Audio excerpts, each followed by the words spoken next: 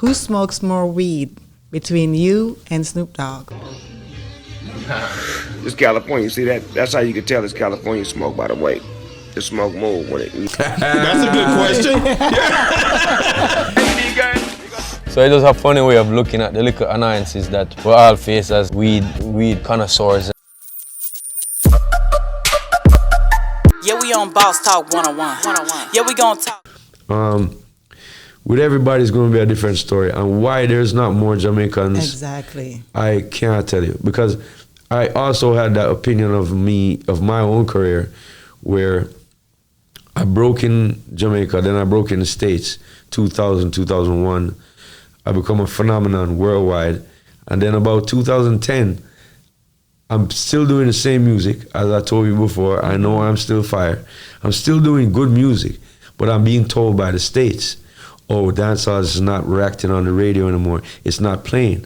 But I'm hearing Sia, and I'm hearing Justin Bieber, and I'm hearing Ed Sheeran. Over these years, I'm hearing these little songs, and they're playing on the radio here. Mm-hmm. Know what I mean? There's so that I was hearing R. Kelly. Move your body like a snake, man. All of that's dancehall music to me. Don't hold back, let it go now. Like that. Let your money make a jump now. And I'm hearing a lot of that dancehall implemented into the rap and stuff like that to make it. Yeah, but over the years, there's been many of that. But there's some straight, not even just fusing dancehall, just some straight dancehall songs. Like when we in Jamaica heard Missy, that your chick. That your chick. Watch all of his six with a hand of his. Keep licking her lips. That your chick. We do. The stuff what Timbaland was doing was very reminiscent of what we was hearing and doing at home.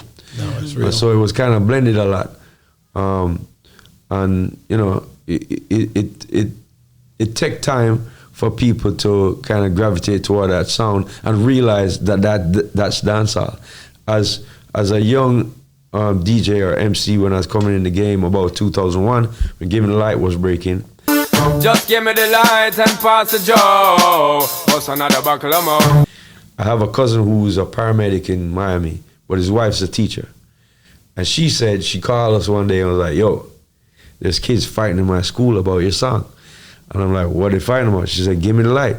I said, what? She's like, it's very popular, all of them listening to it, but some kids is like, this is new hip hop and it's dope. And the Caribbean kids is like, no, that's called dancehall. Wow. And they start arguing about it. So the song was just very fresh, but a lot of what hip hop and dancehall was doing at the time, similar. You know, Make It Clap worked because it was a hybrid dancehall and but that was my song right there. And hip hop. To push it up there. Back with the remix with Spliff and Sean and Paul in the corner. Track with me and Busta Rhymes. But that's what you were asking you about ain't earlier. do that. Yeah, you didn't do that. You don't do that in your set, do you? I did it yesterday. Did you do it yesterday? Yeah. I don't know. You know, I'm down. You left me down at the bottom. Songs. You know, when you went up to the top, I kind of just stayed back because it be tough on me because I be wanting to see. You know what I'm saying? I'm old, so I'm like, man, he right there. But then the music is just so when you right there at it, it's different, man. Yeah, bro. But the it's song dope. that you were talking about was Give Me the Light. You said Give Me the Light to Pastor Joe, and then you didn't know what else he said after a that. bunch of stuff. What did you say? Bust another buckle of more. Give me the light and pass the joe. What's another buckle of more? Yeah, let me know my sound. Moed, yeah.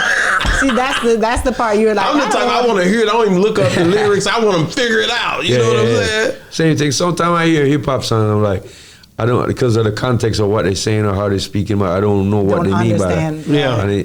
But to me, it gets you to research if you really like the song. You mentioned the girls earlier. You mentioned the fact the girls that basically they love his music. Yeah. But you do a lot of music, a lot of good music with ladies like Beyonce, like my fire with From you looking at me, I got me say you want me. When you gonna give it up to me? Yeah, Keisha Cole. Don't say that's my girl there. He did Gwen and Sunshield. Won't you light my fire? Be a long time. Yeah, that was a hard one. Like that helps too, right? Yeah, for when sure. When you collab with the right women at the right time. The collabs is definitely something that has helped my career. You mentioned it earlier, and I kind of skipped over that. That's true. You know, from the beginning, the first collab that I did that was outside of my genre was Cardinal Official.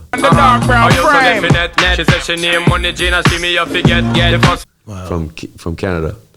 He got Jamaican roots, and he's a rapper and he exec now. But he came down and he's like, "Yo, bro, you fresh? Like, pay you some money."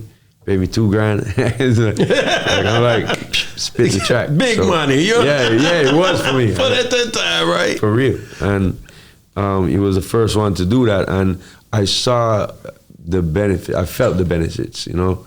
I felt people in Canada more being like, yo, and then so that started to pop off. And then, you know, everywhere I went, I would meet other rappers and they'd be like, yo, your stuff's dope. And I'm like, yo, let's work. So I worked with, you know, producers to like Tony Touch, with Razel from The Roots, Neptunes, and then me and Busta was, to me, the biggest thing because I looked up to him. I looked up to him a lot, man. So when I did the remix for Make It Clap, I asked him to do Give Me the Light, and it was just a symbiotic thing at the time. And with him having his Jamaican roots too. Yeah. All right, here we go. But it's everywhere. True. Let's just say it. Busta Rhymes. Special Ed. Wow. Slick Rick. Wow. I think somebody said Rakim the other day, but I don't. No, just get off of it. Yeah, I don't. Son, stop it. You're going too far now. They stretching with that one. They reaching. But like, so much people, you know, Heavy D. Yeah. Yeah, Heavy D for sure. You know, R.I.P. man. All these people have had huge careers or songs in a very big selling genre. And we was proud of that. Yeah. We were proud. Jamaica, you definitely proud of it. Jamaica, we like Barbados didn't have that going on. Exactly. Or Trinidad didn't have that going on at the time. Got a mean punch. Yeah. Everybody so that's why you feel proud. That's why when we mention it so much, you know, people might get like, come on. But it is a lot, bro. We about it all the time. It is a lot of us. Everywhere. That's either just the diaspora or influence, you know, has come from what we do, and so I love it, man. I gotta ask this question: who smokes more weed between you and Snoop Dogg? It's California. You see that? That's how you can tell it's California smoke. By the way, the smoke move when it. That's a good question. So it does have a funny way of looking at the little annoyances that we all face as weed connoisseurs. Yo, I'm afraid of Snoop Dogg, man. I'm afraid of Snoop.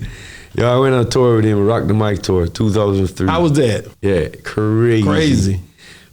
Them bros are smoking blunts. I don't smoke blunts. Okay. So he said, yo, Sean Paul. That's what he called me. Yeah. Yo, Sean Paul, you out smoking them Bob Marleys. So why you ain't smoking blunts? You need to smoke blunts like us, bro. And I tried the blunts, bro, and it was not for me. I don't do tobacco well. But if he tried to smoke all pure weed, can he stand up to you? No, I'm saying I'm afraid of him. I can't. But if because he do blunts, as in like he mixes it with tobacco. But if he take the tobacco out and bush straight. Maybe. Well, we're gonna have to have a smoke off. Yeah, we need a smoke off. But I mean, I smoked with him on stage, in front of the police there, right where he from. Right in Long Beach. That was fun. He's somebody who, he's one of the GOATs, and always pleasant. You know what I mean? He don't, even if there's stuff going on around that's hectic. Yeah. He have a calm demeanor, which I always respected about him. That's dope. He was a younger MC, and I wasn't even in the business, so to speak, yet. I always respect that about Snoop, and I always felt like family around him, you know. Wow. The girl who braided his hair, he's like, oh, what? On the Rock the Mic tour, he's like, you want somebody to braid your hair? He's like, yo, come on. She used to do my hair after that for a long time. Wow, that's hard, man. Yeah, we on Boss Talk 101. Yeah, we gon' talk.